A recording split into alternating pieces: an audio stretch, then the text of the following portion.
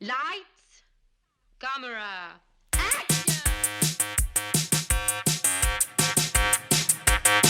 Aujourd'hui à l'émission, Robocop, Jésus de Montréal et Raising Arizona. Bienvenue à On jase de film!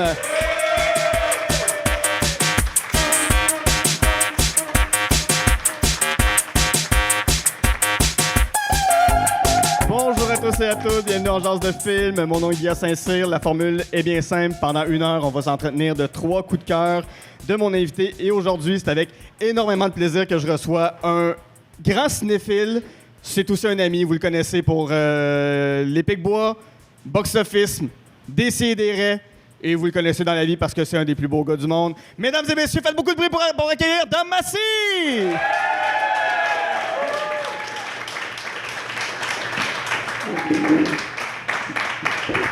Mamma mia, Here I go again, my mind, I can get it better. Mamma mia. oh oh, I can get it down. Fait que toi, Mamma Yeah. Mia, le film Mamma Mia, parle-moi de ça. Je veux plus qu'on parle de Robocop, je veux plus qu'on parle de Jésus de Montréal, je m'en fous de ces films-là. Ben, donne-moi 2 heures, je vais aller l'écouter pour l'en jasera.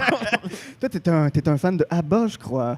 Non, ben des Bee Gees, c'est pas mal, mais ABBA, ben pourquoi pas un petit ABBA, hein? T'as de la misère à roter, t'écoutes ça. Dom, c'est ta deuxième présence sur le podcast. T'as été mon premier invité à l'émission. Ouais, durant la pandémie. Durant la pandémie, par on a Zoom, fait ça, puis- exactement. Non, on se voit, Colin, c'est le fun. C'est la première fois que j'enregistre avec toi live devant du monde. Je suis touché que tu sois là. Ben, Je suis touché que t'aies dit oui. moi aussi. Non, je suis super content, moi aussi. Là.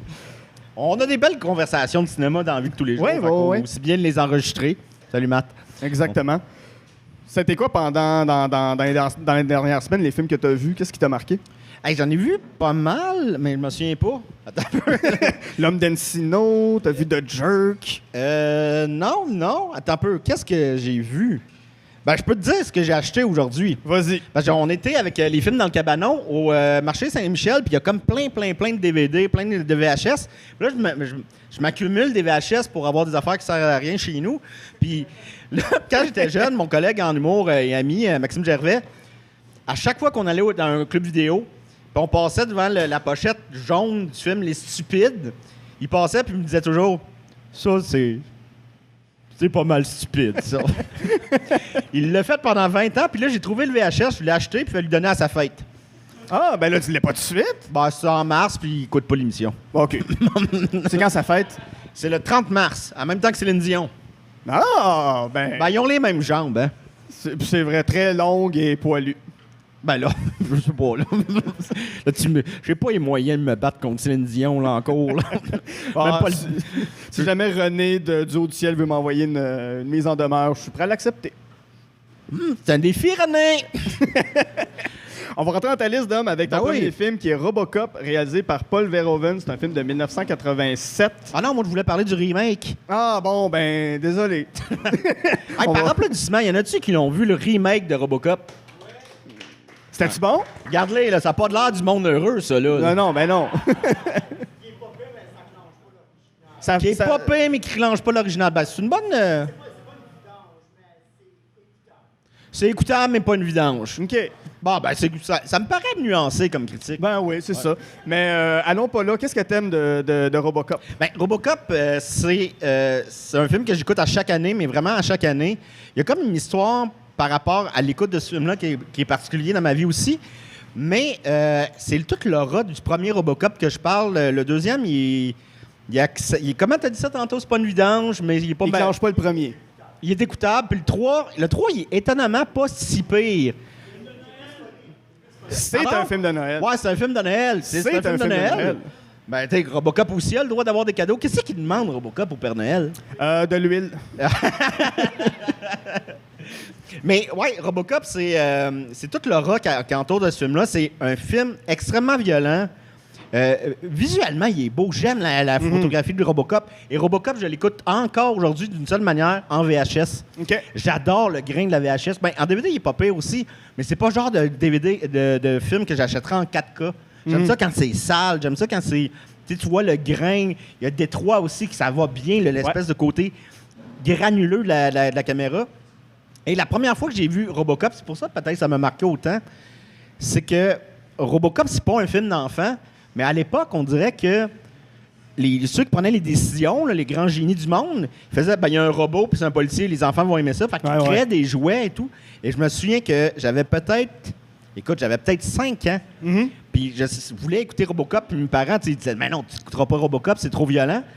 Et j'avais vu dans le télé-hebdo, dans le télépresse, puis j'avais 5 ans, là, je me souviens, c'est un de mes plus vieux souvenirs, je savais même pas lire, mais j'étais capable de reconnaître le mot Robocop.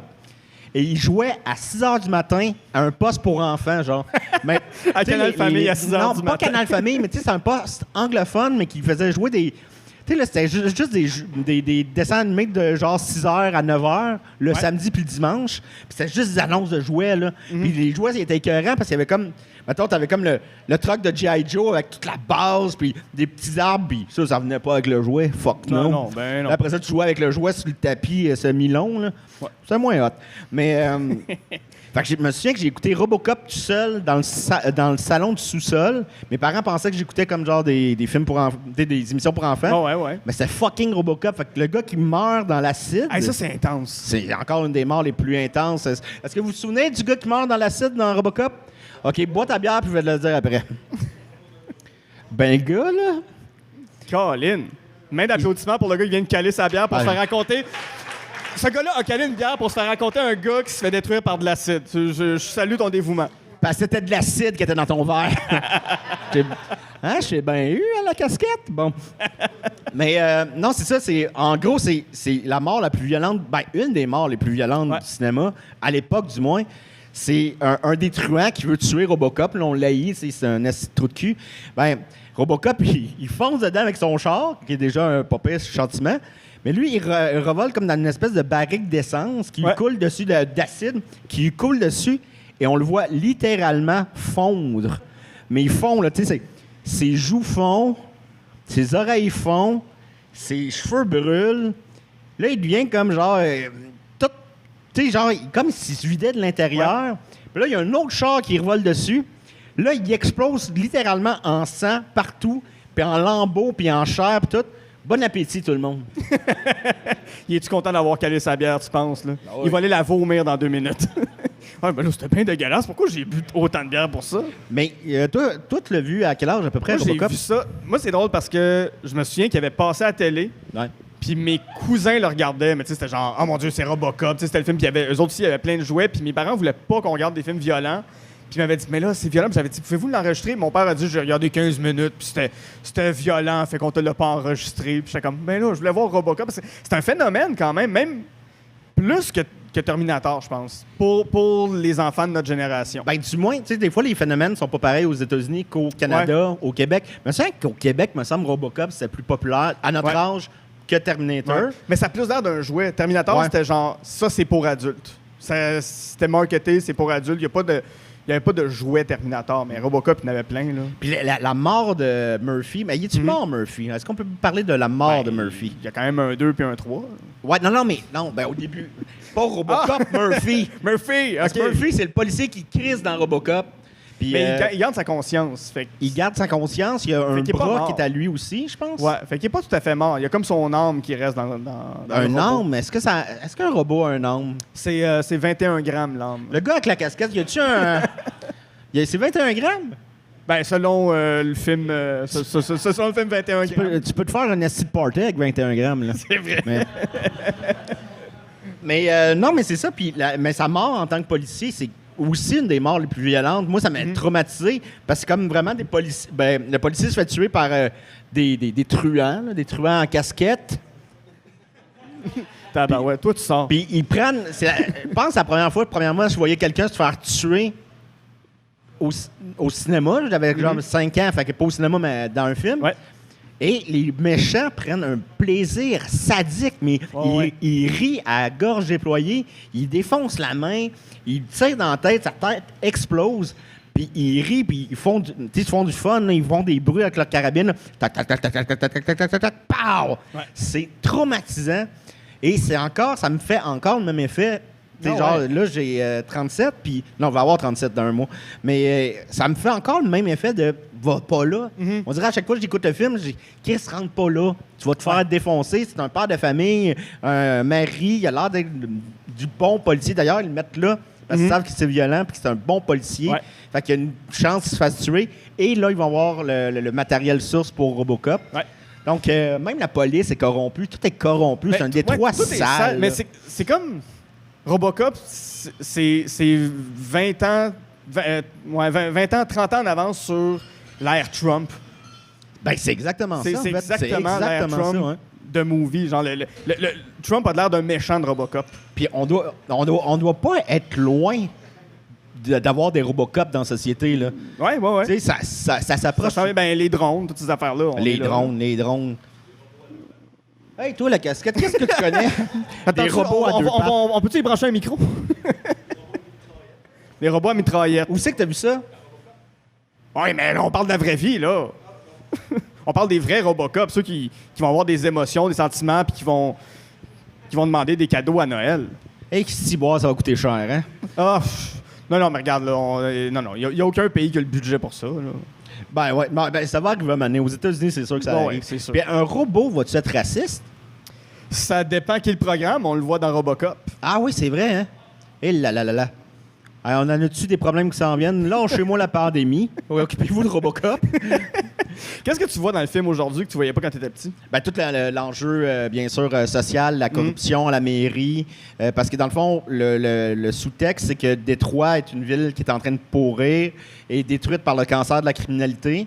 Et ils veulent construire complètement un nouveau Détroit, Delta City, une ville révolutionnaire, technologique, propre. Mais pour faire ça, ils doivent raser Détroit. Mais ils le font comme si c'était legit, comme ils font c'est pour votre bien. Ben, dans le fond, ça va juste. C'est de la gentrification, c'est le même qu'on appelle ça. Gentrification. Ouais. Puis, mais tu sais, ça va son temps, là, c'est un sujet.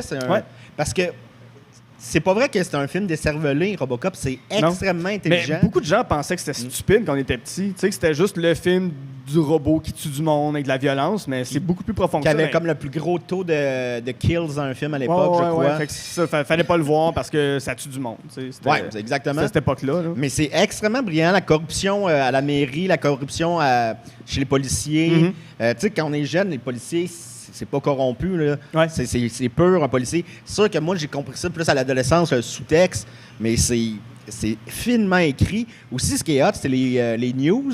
Ouais. Comment ils ont anticipé le pouvoir des nouvelles. Ben, c'est déjà dans le film. Ça commence le film avec un faux bulletin de nouvelles, mais qui est réel dans la réalité.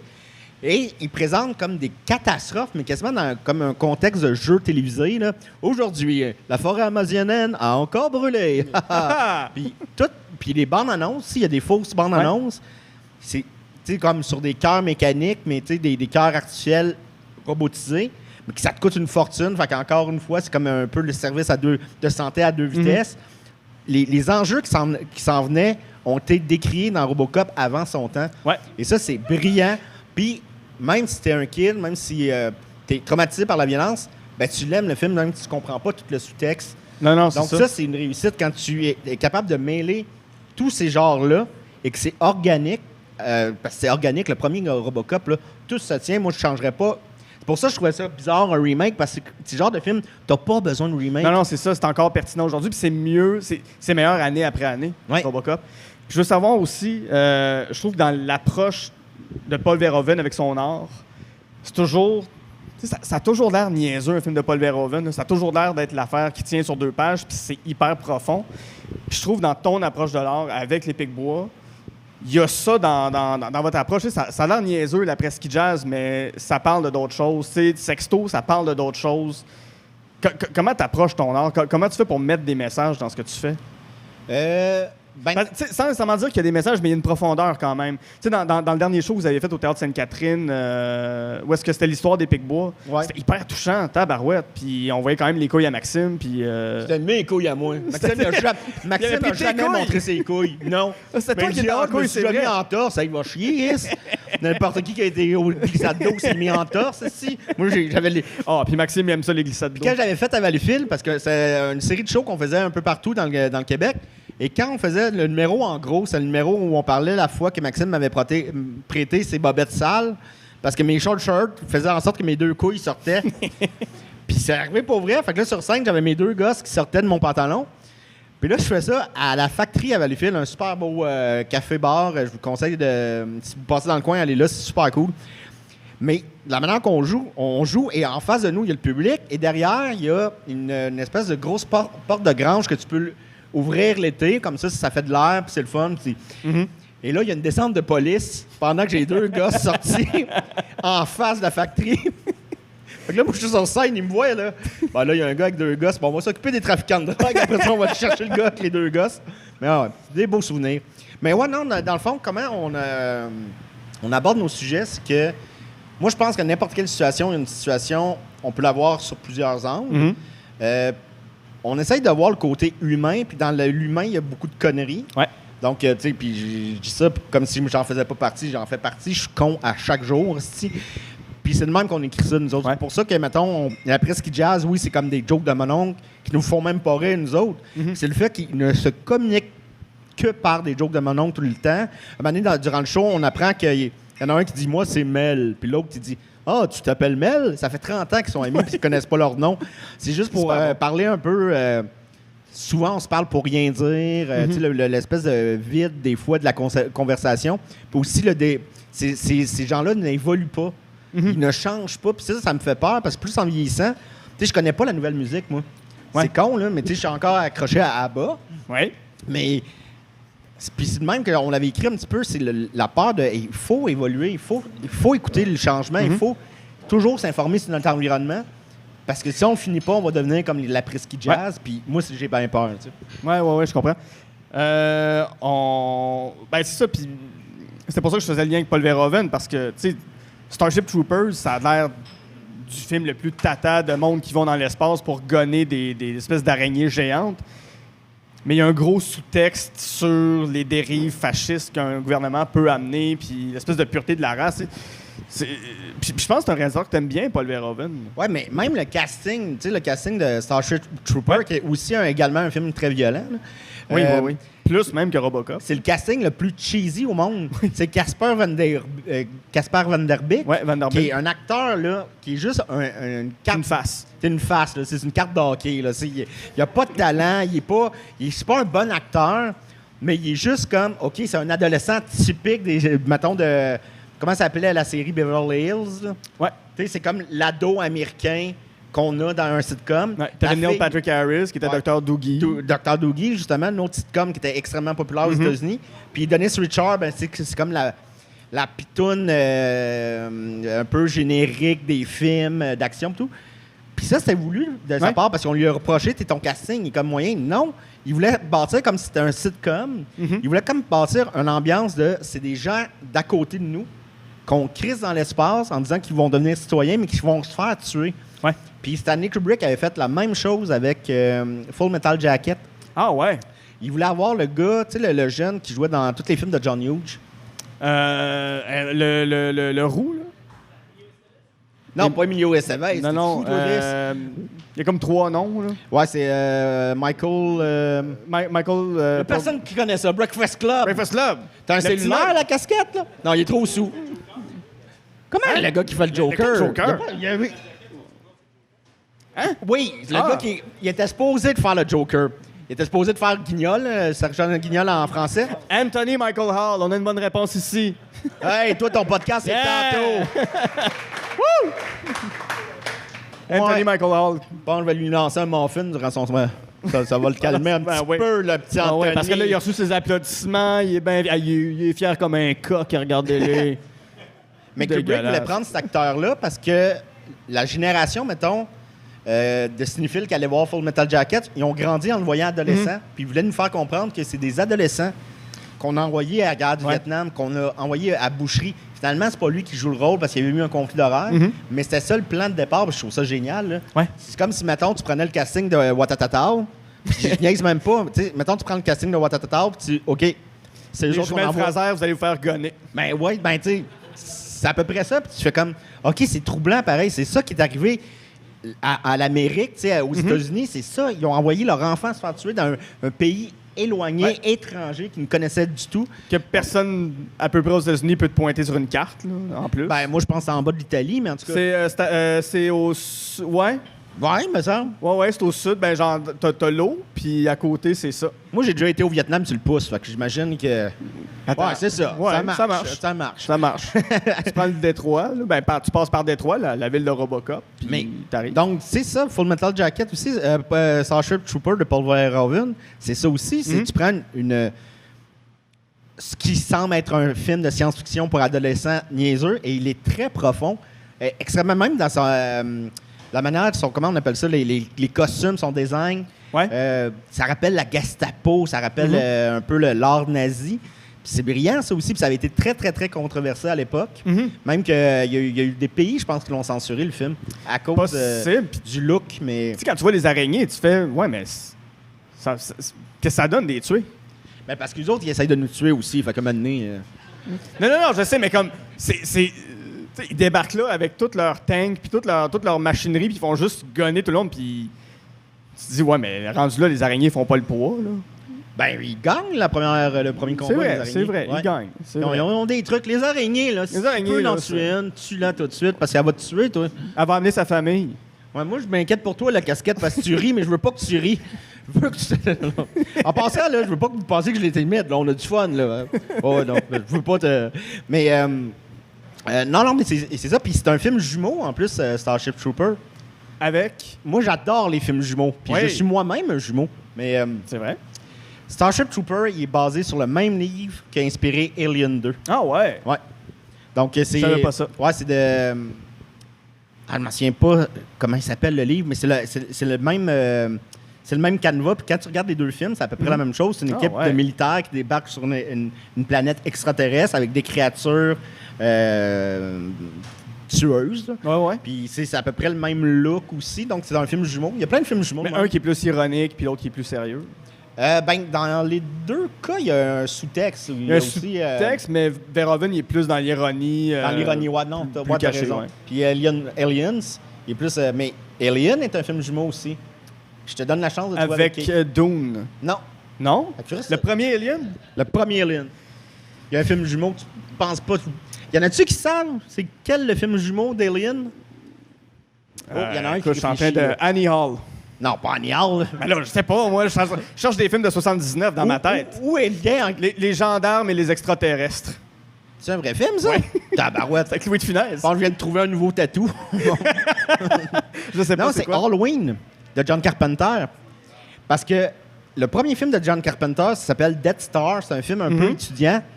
Et il l'a coécrit avec les scénaristes de Alien. Ouais. Et ensuite, les deux sont partis faire leur projet. Lui, John Carpenter, il est parti faire l'assaut du poste 13. Eux sont partis travailler sur le projet de Dune qui n'a jamais eu lieu. Ouais. Donc, les autres, ils sont retirés puis ils ont créé Alien. Puis lui, après ça, John Carpenter, il a eu l'idée d'Halloween. OK. Et si vous prenez les deux histoires, c'est quand même un prédateur qui rentre, dans le cas d'Alien, qui rentre dans un vaisseau. Dans le cas d'Halloween, c'est un prédateur qui rentre Dans une dans maison. un quartier, dans une maison. Et il s'attaque, il s'en va vers ses victimes. C'est lui qui va vers les victimes et pas le contraire. Et dans les deux cas, il y a une seule survivante et c'est une femme. C'est vrai. Donc, Puis qui arrive à les battre, qui arrive à les tuer. ouais, donc c'est pas un addon, là. C'est vraiment Ah ouais. des films jumeaux. Donc, il y en a plein de films jumeaux. Ah, c'est cool. Je savais pas ça. Ton prochain film, Jésus de Montréal, Yes! que ça m'a surpris que tu me parles de ça. C'est un film de 89 de Denis Arcand, puis le casting est hallucinant. là. C'est Lothar Bluteau, Rémi Girard, Catherine Wilkening, Gilles Pelletier, que je n'aime pas le temps, puis Yves Jacques, puis plein d'autres comédiens. Ça fait quelques semaines à Box Office que tu parles beaucoup de Denis Arcand. Pourquoi Jésus de Montréal? J'aurais pu en nommer d'autres. J'aurais pu nommer, entre autres, Gina, qui est Ouais. un peu moins connue, je crois, mais qui est Film géniale. de gangster, là. Oui. Il y a des guns Puis, là-dedans. oui, il y a des guns puis des skidoo. Puis, mais Gina, c'est un autre film qui est tellement... Le film, il est bon, mais quand tu apprends sur le film, c'est malade mental. C'est Denis Arcand. Il avait réalisé quelques années avant Gina Ouais. un documentaire qui s'appelait « On est au coton Donc, ça fait des films jumeaux. Oui, c'est un film jumeau, mais ça, complètement. Ouais. Parce que, regarde bien ça, c'est un film imbriqué. Parce que On est au coton, c'est un documentaire sur les manufactures de coton au Québec qui exploitaient énormément les femmes, les enfants. Et Denis Arcand fait un documentaire, puis il recueille des témoignages de femmes, surtout, qui ont travaillé dans ces usines-là, et les conditions atroces de travail qu'ils ont eues. Et le film a été censuré. Le film, vu qu'il avait été produit par l'ONF, là, je paraphrase, c'est peut-être plus compliqué que ça, mais vu que le film a été produit par l'ONF, qui appartient au gouvernement, le gouvernement avait fait un hold parce que les compagnies de coton avaient fait beaucoup de pression sur le gouvernement, puis ça apportait beaucoup d'argent. Donc, ils ont fait comme... il y avait le gros bout du bâton. Donc, Denis Arcand n'a pas pu présenter On est au coton quand il avait tourné. Pour Gina, ce qu'il fait, c'est qu'il raconte l'histoire de Gina, qui est une danseuse érotique qui s'en va danser dans un motel en région, là, une espèce de motel où c'est que toute la ville va là quand il y a un spectacle. Ça donne un spectacle érotique. Mais tout le monde vont là avec les sidous. Il y a des codes de pouvoir. On sait c'est qui un peu le gars de la mafia, qui n'est pas de la mafia, mais le gars qui contrôle un peu le crime organisé dans la ville, qui est Claude Blanchard. Mais aussi, parallèlement, dans cette ville-là, il y a une usine de coton. Et il y a une équipe de réalisation qui viennent tourner un documentaire. Puis le gars est joué par Gabriel Arcand. Gabriel Arcand, qui est le frère de Denis Arcand, par Serge Thériault. Donc, dans une fiction, ils ont reproduit On est au coton. Et là, vu que c'est une fiction, le gouvernement n'a aucun doigt là-dedans. Fait qu'ils ont reproduit des témoignages de certaines femmes par des actrices. Puis ils ont imbriqué ça dans le film parfaitement. Donc, Chris, il a sorti quand même de cette manière-là. Après ça, On est au coton est sorti officiellement. Mais c'est malade mental. Ouais. C'est le plus gros fuck you que tu peux faire à la censure. Ouais, vraiment. Puis, je pense qu'il mérite un applaudissement pour ça, là. Denis Arcand a déjà été hot. Pour vrai, Denis Arcand a déjà été très pertinent et très hot. Ah, mais c'est comme une histoire que tu fais... Je l'avais lu à l'époque, cette histoire-là, puis tu fais... C'est aussi passionnant que le film. Et le film est d'une violence aussi. C'était rare que... Honnêtement, c'est violence comparée à Tarantino, là. Il y a une scène que tu fais... Je savais même pas qu'on pouvait filmer ça à cette époque-là. Mais je vous le conseille. Gina, je crois qu'il est littéralement au complet sur YouTube. Sur YouTube, ça serait pas surprenant. Sinon, j'aurais pu vous parler de le déclin de l'Empire ou encore les invasions barbares. J'ai décidé de parler de Jésus de Montréal parce que ça m'avait vraiment... quand je l'ai vu, j'étais un petit peu plus vieux. J'étais peut-être première année du cégep. Et le scénario, la réalisation, la musique m'avait complètement envoûté. C'est pour ceux qui n'ont pas vu Jésus de Montréal, en fait, c'est l'histoire d'un jeune acteur qui arrive à Montréal. Tu comprends qu'il a fait des voyages un peu partout dans le monde. C'est comme un humanitaire. C'est quelqu'un d'une douceur et d'une écoute incroyable qui se fait appeler par c'est comment il s'appelle l'église sur le mont l'Oratoire. Ouais. L'Oratoire pour faire une pièce de théâtre sur la passion du Christ, dans le fond. Et c'est comme une pièce de théâtre pour les touristes qui viennent à Montréal, que ça fait des années et des années qu'ils jouent. Mais là, il demande à ce jeune acteur-là, idéaliste, de la remettre au goût du jour. Mais là, tu fais une pièce de théâtre incroyable qui se passe sur le Mont-Royal, qui remet en cause les écrits de la Bible, qui remet en cause... est-ce que Jésus est vraiment né à cette époque-là? Là, on a des technologies maintenant, même si c'est en 89, mais mettons, les ordinateurs sont capables de calculer. Peut-être qu'il ne serait pas né à cette époque-là. Peut-être qu'il ne serait pas un juif. Peut-être que ça serait un... Bon. Et là, ça met en crise l'Église qui censure le show. Je peux pas lui rendre justice à ce film-là, comment il est hypnotisant, il est beau. Ouais. Denis Arcand, il a le don de faire des plans comment on appelle ça, qui volent dans le temps, là, qui sont suspendus dans le temps. Oui, puis on s'en rappelle toujours, là, des plans dans ce film-là. Moi, je pense juste à... Il y a une scène, le personnage, c'est pas qu'il finit par se prendre pour Jésus, mais il y a une espèce de culte qui se forme autour de lui, peu à peu, puis... Ben, c'est pas un culte, c'est qu'il y a une admiration des comédiens face à lui. Puis, parallèlement à ça, parce que c'est beaucoup sur aussi comment les acteurs sont exploités, comment la femme est exploitée dans le monde de la pub, par exemple. Tu sais, Marie-Madeleine est représentée dans le film, parce qu'il y a une actrice qui joue Marie-Madeleine, mais il s'en va la chercher. C'est une actrice qui joue des pubs parce qu'elle a un beau corps. Fait que c'est comme une espèce de parallèle avec la prostitution, travailleuse du sexe. T'as juste des parallèles comme ça. À un moment donné, ça va voir une audition de son ami qui joue Marie-Madeleine. Puis c'est juste des producteurs dégueulasses qui demandent « OK, ôte ton chandail, on veut te voir à poil. » Puis elle veut de la pub, fait qu'elle s'en vient pour le faire. Puis là, t'as le gars qui joue Jésus qui fait « Fais pas ça, tu mérites mieux que ça. » Puis là, il fait la crise du temple. Tu sais, Jésus il a comme été fâché une fois dans sa vie. Ben, me semble, non, regarde, plus que ça. Ils disent Moi, pas je dans la m'excuse, Bible, là, si quelqu'un me rentre des clous dans la main, je vais te Non, ça, fâcher. ben, il rentrait chez eux le soir, là, puis il dépluguait le Nintendo quand ses kids jouaient. Puis arrêtez ça! Puis ça, c'est la face de Jésus qu'on connaît pas. On là. ne connaît pas Jésus-là. Là. Non, non. Personne ne l'a jamais vu, hein? On l'a jamais Toi, vu. l'as-tu déjà vu? Ah, il aurait été tanné, là, c'est sûr. Ah, arrêtez de jouer à Fortnite, écoutez-moi quand je parle. Lui, à la piscine, il voit tout le monde se baigner. Lui, il essaye, il marche il peut dessus. pas, Tabarnak. ouais. Bon. Ouais, Mais il fait la crise du temple, fait qu'il pète tout dans l'audition, les caméras, il vire des tables de bord et il reproduit la scène de... Donc, tout est dans tout. Il raconte Jésus, mais on voit une adaptation de Jésus en plus. Et comme dans la vraie vie, il se passe l'histoire de Jésus. Et je suis pas quelqu'un de religieux, je suis pas quelqu'un qui a une grande connaissance de la Bible, mais j'ai reconnu ces moments-là et c'est tellement bien imbriqué. Moi, je trouve que c'est un des meilleurs scénarios que j'ai eu la chance de voir au cinéma. Et c'était grandiose. Il avait été à la nomination pour meilleur film étranger cette année-là. Ouais, aux Oscars. Puis c'est drôle parce que c'est Denis Arcand qui est un peu... il est cynique dans la vie. Là, puis là, il avait dit... Puis je sais pas quand j'ai vu cette entrevue-là, parce qu'en 89... peut-être que je l'avais vu en 89, puis je me souviens de ça, mais et il avait dit, on gagnera pas, là, on s'entend, là. On est contre Cinéma Paradisio. Ça, c'est la lucidité et le cynisme de Denis Arcand. Mais non, puis en plus, ce film-là, il y a un multiverse. Non, pas un multiverse. Tu sais, quand il y a d'autres personnages qui reviennent dans d'autres films de Denis Arcand. Oui, c'est des films, une espèce de vase communicant, là, c'est ça. Un univers consensuel. Dans Jésus de Montréal, Constance Lazur, le personnage, elle s'appelle Constance Lazur, on la retrouve dans les Invasions barbares. Ça, c'est la religieuse. Oui, c'est la religieuse. Ouais, puis il y a Gilles Pelletier aussi qui fait le frère, qui revient dans les invasions Gilles Pelletier revient avec son rôle de prêtre. Attends un peu, il y a quoi d'autre qui revient? Mitsu. Non, Mitsu était pas là. Mais il y a, mettons, si on prend L'Âge des Ténèbres, il est dans l'univers aussi des Invasions barbares et de c'est vrai. Le déclin, parce qu'il y a Pierre Curzi qui joue Pierre, puis on comprend qu'il a perdu sa maison et la garde de ses enfants qu'il a eu avec Mitsu dans les Invasions barbares. Fait que tout est dans tout, et même dans son dernier film, qui est La chute de l'Empire américain. Qui est très décevant, là. Mais t'as deux itinérants qui sont aussi dans... c'est ça. Il y a deux personnages, de Benoît Brière et Gaston Lepage, qui jouaient dans un autre film qui s'appelait Joyeux Calvaire. Fait que ces personnages se rejoignent dans certains films.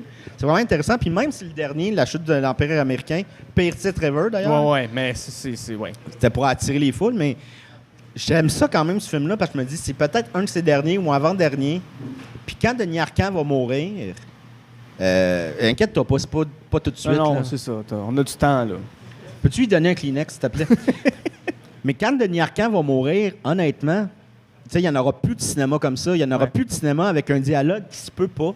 Souvent, mettons, la dernière phrase que Rémi dit avant de mourir, dans les Invasions barbares, dit « C'est avec beaucoup de plaisir que j'ai vécu cette modeste vie avec vous, mes chers amis. » C'est super beau. C'est super beau. On s'entend, on parle pas comme ça. Non. Moi, quand je vais mourir, j'ai hey, tabarnak, ça fait mal. Mais ces beautés de dialogue-là qui sont pas naturelles, on s'entend qu'ils sont pas naturelles, ça n'existera plus après Denis Arcand. Des films qui vont commencer avec des longs plans séquences, avec de l'opéra. Ça n'existera plus. Le discours de Marc Labrèche, quand sa mère commence à mourir, puis il parle juste de l'automne, qui dit l'automne s'en vient. Mais moi, une phrase de Denis Arcand que j'aime bien sortir dans la vie de tous les jours. Excusez-moi, mademoiselle, je vais jouir. Je le dis tout le temps. Il dit tout le temps au dépanneur. Il est gênant. Moi, je ne vais plus au dépanneur avec. Je rentre, je vais aller me chercher ce que je veux après. Mais c'est ça. Donc, c'est pour ça que je l'aime tant. Puis je me souviens que quand La chute de l'Empire américain était sortie, j'étais à Juste pour rire. J'avais été le voir dans la journée. Et en soirée, j'étais à Juste pour rire. Et tous les humoristes qui avaient vu le film, Martin Prizzolo, il y avait David Bocage, avec du monde avec qui je parle souvent de cinéma, que j'ai un respect incroyable, ils avaient tous détesté ça. Puis ils disent, il n'y a personne qui parle de même, Chris, il n'y a personne. Je suis complètement d'accord avec toi. Mais il faut en profiter parce que ce cinéma-là n'existera plus. Ça m'avait fait le même feeling avec The Irishman.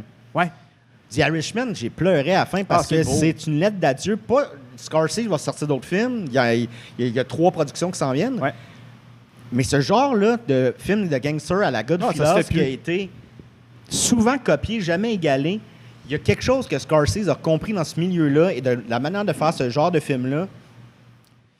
et que The Irishman, c'est son ultime testament de ce genre-là. Puis j'ai fait comme le film fini, j'ai wow. Je me souviens de la première fois que j'ai écouté Goodfellas, la première fois que j'ai écouté, mettons, Casino. Je me souviens de ces films-là qui m'avaient marqué. Et là, je viens de voir probablement le dernier de ce genre-là de lui, avec des chansons des années 50, comme des chansons pop des années 80. Puis on se souvient que Goodfellas, c'est des chansons des années 50, mais ça finit avec My Way de Sex Pistols, là, comme la guitare électrique. C'est super bon. Fait que j'aime ça voir, c'est ça. J'aime chérir encore qu'un cinéaste peut nous offrir encore des œuvres comme ça, qui est d'une autre époque. C'est sûr, c'est une autre époque, mais il faut l'apprécier pareil avant qu'il ne soit plus parmi nous. Ouais. L'as-tu revu récemment, Jésus de Montréal? Je l'écoute une fois par année. OK. Il y a quelque chose parce que... À Pâques. À Pâques, ben oui, c'est un film de Pâques avec Jésus de Nazareth puis avec le film sur Moïse, les 10 commandements. Ouais, puis le lapin, là. Bon, oui. Tu sais jamais si c'est du chocolat ou d'autres choses qui pondent. Ben, c'est ça. Mais ce que je trouve hypnotisant, c'est toute la descente du personnage dans sa folie puis dans... Il va pas bien, là, à un moment donné, le personnage, mais il se fait quand même sauver, il y a quand même une rédemption. Ben, en fait, à la fin, il donne carrément la vue à du monde. Ouais. Il donne carrément un cœur à quelqu'un parce que c'est le don d'organe. Ça aussi, c'est brillant comme métaphore. Ouais. Non, c'est ça. Puis il reste... C'est sa résurrection, si on veut. Ben oui, il vit à travers ces gens-là. Je vais aller dans quelque chose de plus personnel avec toi parce que tu en as parlé à Box Office, tu en as parlé à des CDR, mais tu as eu une année quand même assez difficile cette année. Ouais, comme dans l'impôt aussi. L'impôt t'a ramassé, mais je sens, maintenant que ça s'est passé, comme dans Jésus de Montréal, comment t'anticipes la suite pour toi? Ben ouais, c'est ça, j'ai eu des ennuis de santé. Ouais. Comment j'envisage la suite, je sais pas. Il faut juste comme continuer à vivre. Ouais. Non, mais tu sais, d'essayer d'être lucide, d'essayer de voir. Là, je travaille. Parce que je m'étais rendu aussi à un point, pour être honnête, que je croyais plus à un futur proche. OK. Puis là, maintenant, je suis revenu comme vraiment plus. Tu sais, parce qu'on a tellement fait de projets, on a tellement écrit. Maintenant, on a regardé ce qu'on a écrit en 2 ans, c'est à peu près épais de même. Mm-hmm. J'ai eu aussi une fatigue créative, mais là, il est revenu.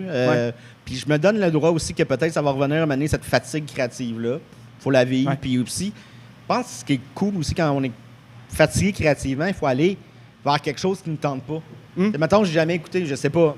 Mettons, j'écoute beaucoup de films américains, mais j'ai pas écouté beaucoup de films français, tu sais, d'une certaine époque. Là, les années 50, 60, la nouvelle vague. Non, la nouvelle vague, c'est pas pire, mais tu sais, les Cabrol.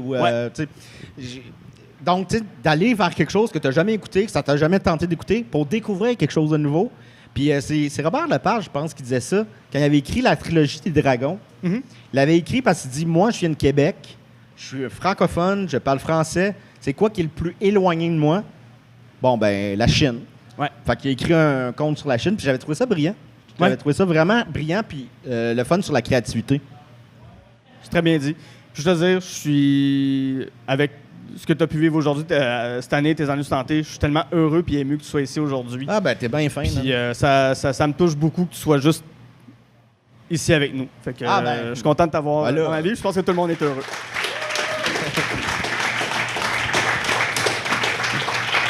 This guy!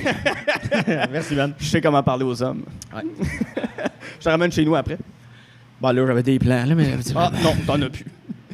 On s'est consulté, moi, puis Calotte, là, puis... Casquette! Casquette!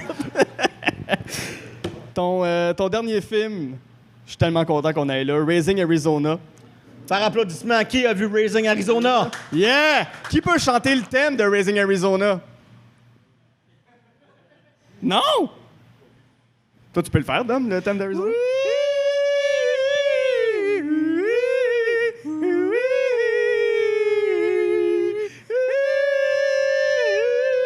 Ah, c'est bon. Ça enregistre ça encore, Chuck? On a-tu pété les petites consoles de VU?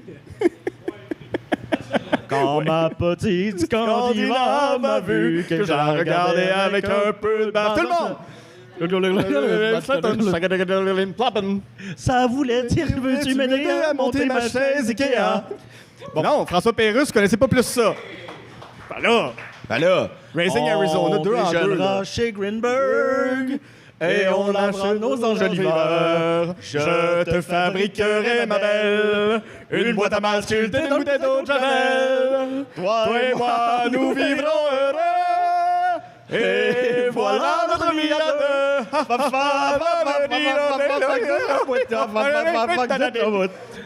Alors, podcast sur le cinéma. J'ai vu Casquette, il a pas chanté. Ah, Seigneur. La casquette, à part triper ses casquettes, tu tripes sur quoi? Hein?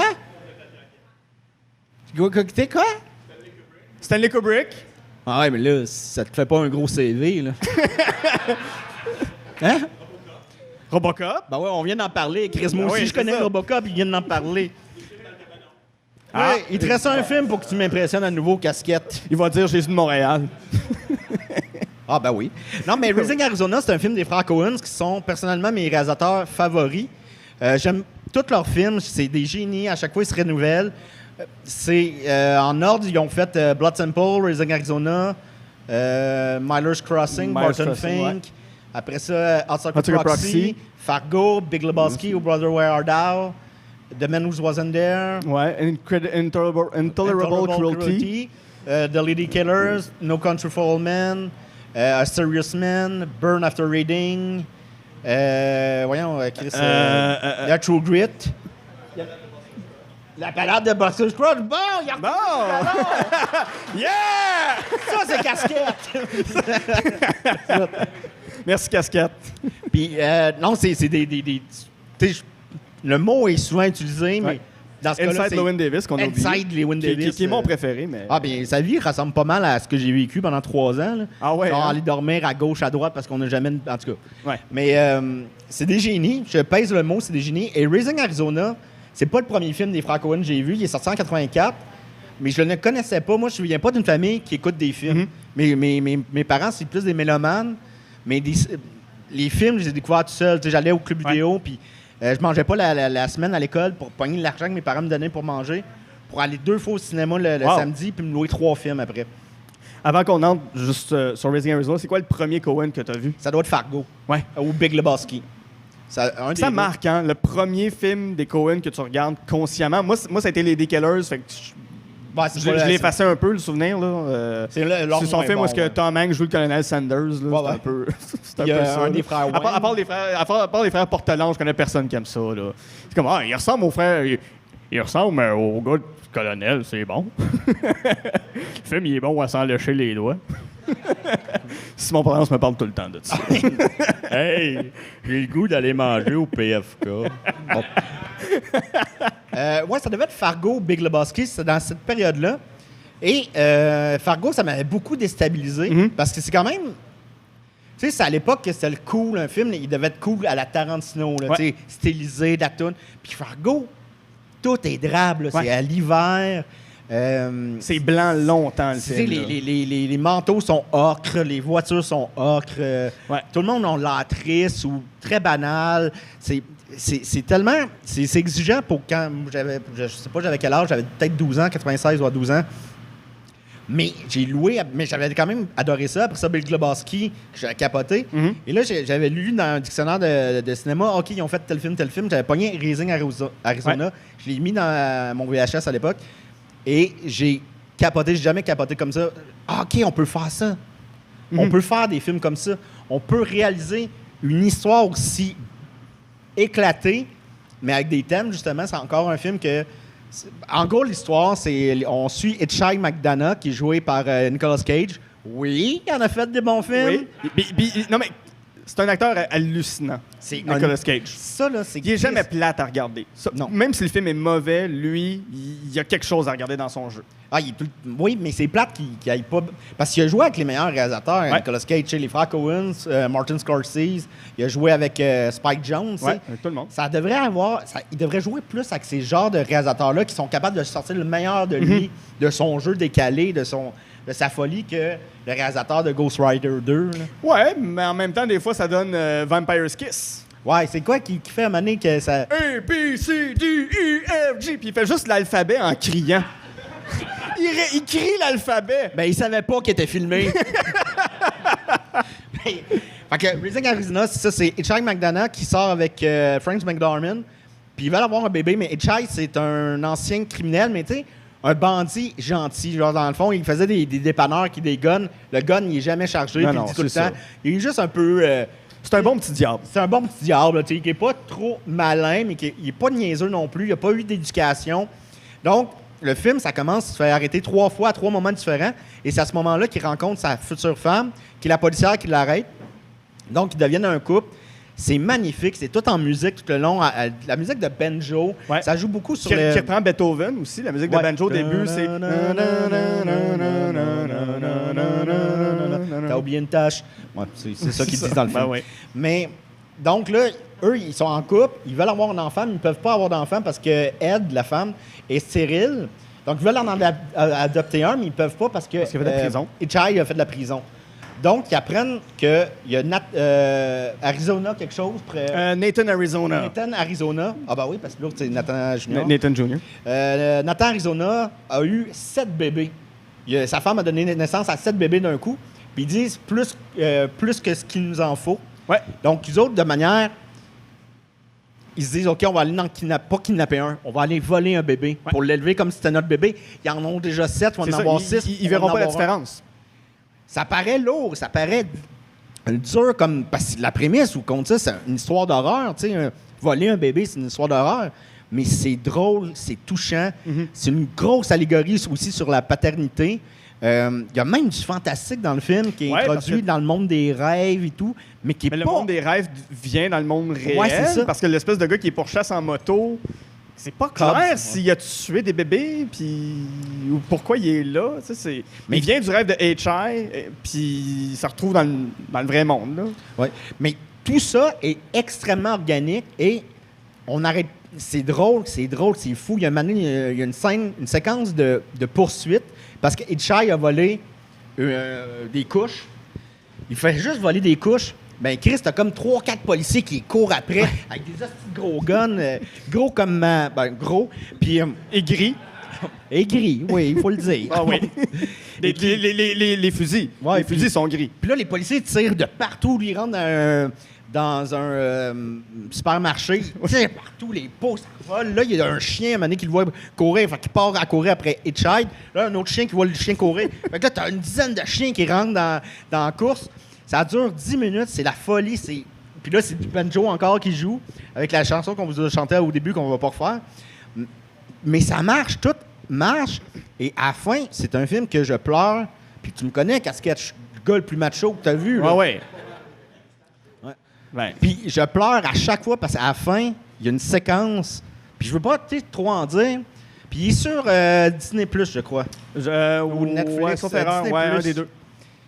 Et c'est une scène magnifique. Et si j'ai une scène dans ma vie que j'aurais aimé réaliser, je crois que c'est cette scène-là, qui est vaporeuse, qui est belle, qui est triste. Mais pas triste, non. Qui est... Comment on appelle ça quand on est triste, mais ça nous fait du bien? La mélancolie? La mélancolie? Nostalgie. Ouais, c'est pas tout à fait de la nostalgie. Ben, non, parce que c'est beau. Tu sais, c'est beau que tu veux pleurer. C'est genre le rocher percé, là. Puis, ouais. Mais honnêtement, tu sais, si on me demandait une scène que j'aurais aimé réaliser dans ma vie, ça aurait été cette scène-là. Ce serait plus bouleversant, en fait. Bouleversant, oui. C'est tellement beau que ça devient... C'est ça, t'as pas le choix de pleurer. Là. Mais Puis, en tout cas, moi, je vous le recommande. Dans tous les films que je vous ai parlé, c'est celui que je vous recommande le plus. Puis il se regarde bien, c'est super facile, c'est super accessible. Même... Tu sais, c'est quasiment même un film que tu peux regarder en famille. Ouais. À la limite, tu sais, parce que... il y a la grosse scène de cul, peut-être. Quand John Goodman arrive, puis que là, ça il y a John Goodman qui est hallucinant dans le film. William Forsythe. Comment il s'appelle, son collègue? C'est William Forsythe. C'est ça, lui, dans le fond, le seul autre film que j'ai vu avec lui, c'est Once Upon a Time, non. In America, ouais. Mais c'est le délire tout le long. Puis les frères Coen, ils ont une manière d'écrire que le gag, des fois, va arriver 10 minutes après. Par exemple, il y a une famille qui vient de rendre visite à Hitchhike et à Ed pour voir le nouveau bébé. Puis la mère a dit, elle donne des noms religieux à tous ses enfants. On n'y pense plus. Puis là, il y a 10 minutes plus tard, la famille arrive, là, il y a un repas, puis tu entends juste des noms comme David, remets la couche-coulette à ta sœur. Puis là, Ezekiel, tu vas te défoncer la main, puis c'est tous des noms religieux. Tu réalises pas au début, puis à un moment donné, tu fais comme Ah oui, Chris, c'est tous des noms religieux, puis elle nous l'a dit il y a 10 Il y a minutes. genre 15 enfants, le gars, là. Ah oui. Ça vire en garderie, son mobile home. T'as un petit gars qui écrit « fart » sur le mur. Le père, il est fier. Oui, c'est comme, ah, cool, c'est écrit, yes! Ah, il connaît son alphabet, hein? C'est dégueulasse. Puis t'as l'autre kid, ben, c'est tous les pires enfants, là, qui arrive avec son gun à l'eau, puis il fait juste tirer sur les pantalons de H.I.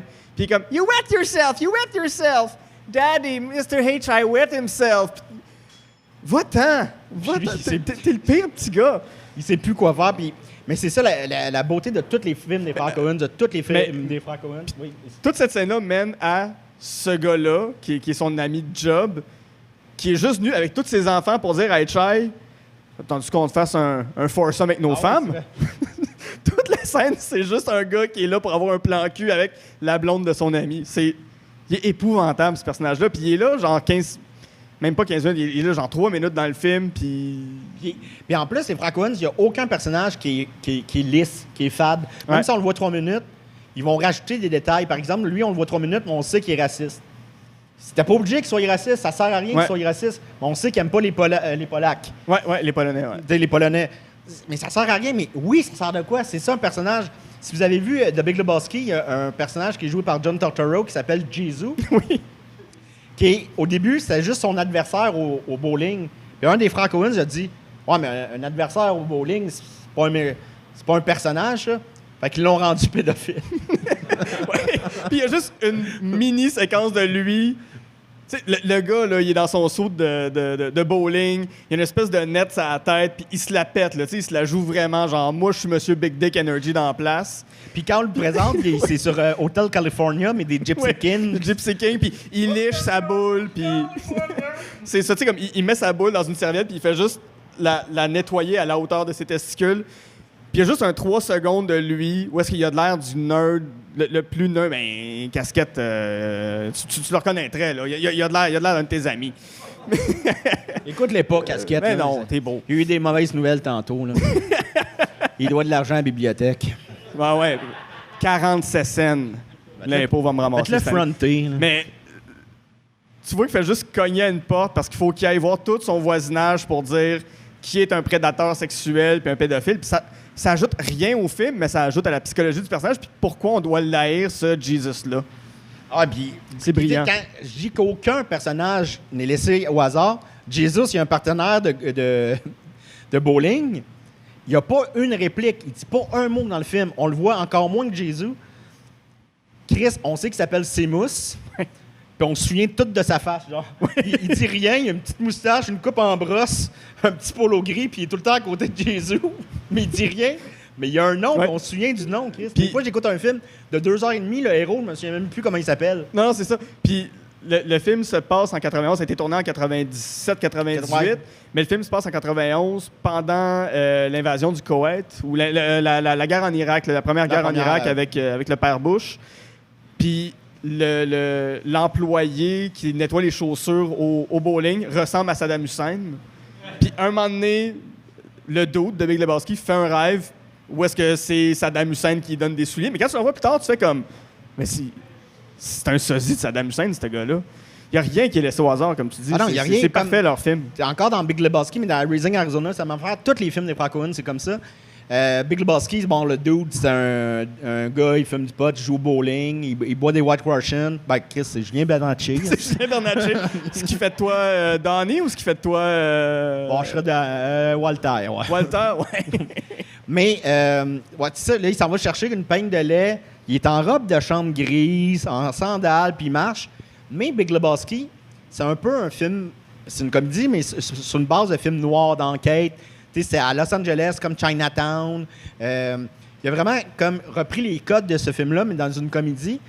Et vu que c'est le dude qui résout l'enquête, un peu malgré lui, ben sa robe de chambre, dans le fond, ils l'ont mis en robe de chambre parce que ça représente un peu l'imperméable des enquêteurs. T'sais. Moi, j'avais pas compris la première fois que j'ai écouté, puis à un moment donné, tu réalises, ah, Chris, c'est ça qu'ils ont essayé de faire. C'est que des petites perles comme ça dans les scénarios, tout le temps, dans tous leurs films. Tu sais, mettons, dans Inside Llewyn Davis, le chat. Ouais. Tu sais, Qui s'appelle Ulysse. c'est tellement bête comme scénario. Comme, tu sais, dans Inside Llewyn Davis, le gars, il dort sur des couches de ses amis, un différent chaque soir. Puis à un moment donné, il est chez un couple d'amis, puis le couple d'amis, ils partent travailler plus tôt, mais ils disent quand tu sors, referme la porte rapidement, on veut pas que le chat sorte. Fait que là, lui, il sort, il s'en souvient pas, le chat sort, il s'en va le rattraper, mais la porte est barrée. Mais lui, il a nulle part où aller, fait qu'il est pogné toute la journée avec un chat avec lui. Mais c'est bête comme. Tu sais, c'est bête, ça peut tout nous arriver, puis on se dit, ça vaut-tu la peine de raconter ça dans un film? Chris, oui, ça amène une autre dimension dans une simplicité incroyable. Ouais. Donc, les frères Coen, s'il vous plaît. C'est quoi leur influence, les frères Coen, sur toi? Les influences pour. Les frères Coen, c'est tous les côtés, les personnages sont jamais laissés au hasard. Là, dans nos, puis aussi le côté. Moi, je m'en souviens encore. Là, être joueur de quilles, c'est pas un méchant. Non, mais c'est pas un personnage. Être pédophile, ça l'est. Ouais. On l'a intégré dans tous nos personnages. Ils sont pas tous pédophiles. Il n'y en a pas un de pédophile, en fait. Mais il y a toujours un passé. Nos personnages, ils ont toujours un passé. Il y a toujours quelque chose qui se passe. Comme je dis souvent, nous autres, notre gag, des fois, il est même pas sur scène. Il est à l'extérieur de la scène. Tu sais, ça vient beaucoup des frères Coen, ça. Dom, merci beaucoup pour ta présence. Ben, merci à toi. Merci de ta présence, si tu comprends ce que je veux dire. Ben oui. Hey, on applaudit Guilla. Ah, merci. Merci à toute l'organisation du Festipod. Merci à Chuck à la technique, aux frères Portelance qui sont là. Au bar l'adversaire. Si les gens veulent suivre tes projets, qu'est-ce qui s'en vient pour toi, pour les Pic-Bois, pour votre Patreon? Ben, je joue souvent au Game Boy dans le parc La Fontaine. Ouais. Dans un Zelda Between the World. En 3D, là. Hey, il me reste juste le gros cochon à tuer. J'ai l'épée en jaune, là. J'ai la tunique bleue. J'ai jamais eu ça de ma vie. Ça a pris 38 ans avant que je l'aille. Non, j'ai 37. J'ai 36. J'ai 37. Arrête de me mêler. 37 le mois prochain. Fait que non, nous autres, les shows recommencent tranquillement. Je sais pas quand ça va être diffusé, mais... Dans quelques mois. Ça, on s'en va au lac en fin de semaine. On recommence les tournées. Puis on prépare un vrai show. Là, on est en préparation d'un vrai one-man show. Donc, on a signé avec Bang Management. Ouais, bravo pour ça. On a une nouvelle gérante, Laurence Gottschall, qui est incroyable. Et toute belle. Tu sais, c'est notre gérante. Est rayonnante, est enceinte, est belle, elle pue la vie. Puis nous autres, on arrive avec Bernard Chez. T'as Maxime qui est clean. Puis... Salut, Laurence! Mais non, c'est super stimulant de travailler avec elle. Sinon, pour les boys, ben, nous autres, on a encore Box Office à chaque jeudi. On a des sidérés à chaque samedi. C'est ça, Maxime, il se produit aussi en show avec son projet musical. Il y a un gros projet qui s'en vient pour Claude Crest aussi. Et puis c'est ça, Julien, il est officiellement dans les Pic-Bois. C'est un membre officiel des Pic-Bois. Ouais. Parce qu'il a payé sa cotisation au syndicat? Ouais. Puis les syndicats, c'est moi. Toi, t'es Jean-Marc Parent dans Les Invasions barbares. Ah oui, hey, ça, c'est hot. Hey, il n'y a rien qui va commencer sans le syndicat. Puis il n'y a rien qui va se finir sans le syndicat. Vas-y. Fait que Jean-Marc Parent a gagné, en quelque sorte, par rebound, un Oscar. Oui, ben oui. On va devoir finir là-dessus. On a-tu une chanson pour finir? Attends un peu. Anyway you want it, that's what you need it. Anyway you want it. Fais la guitare, casquette! Yeah! On applaudit tout le monde! Hey, merci tout le monde! Merci, vous étiez formidables! Bon, ça commence quand, ça, là?